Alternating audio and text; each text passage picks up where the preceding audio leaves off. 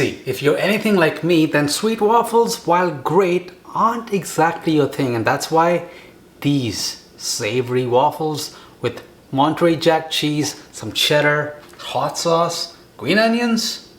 Let's take a look at how to make this. So while my waffle iron heats up, let's get the mix ready. So in the flour, I'm adding in my sugar, about a half teaspoon of salt, baking powder, and give that all a good whisk.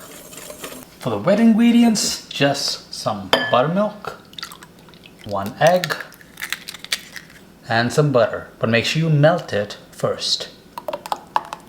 Now give that a whisk as well, and then make sure you add the wet into the dry.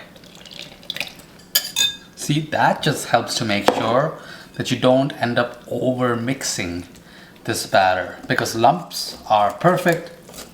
It helps add texture, thickness. Now in this mixture, add in some of your green onions. You can also add some chives or cilantro if you want. That looks awesome.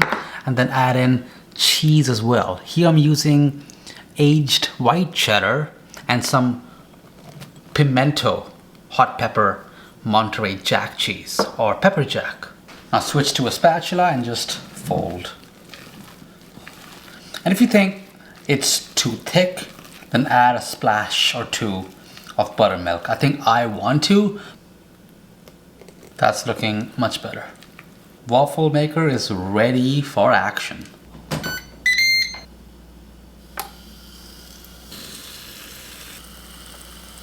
See, now this looks like a waffle that I would crave. Now I made these waffles because I really want to do some chicken waffles. That's coming up really soon, and I just did not feel like having sweet waffles with some nice spicy crispy chicken. So stay tuned on chicken and waffles really soon.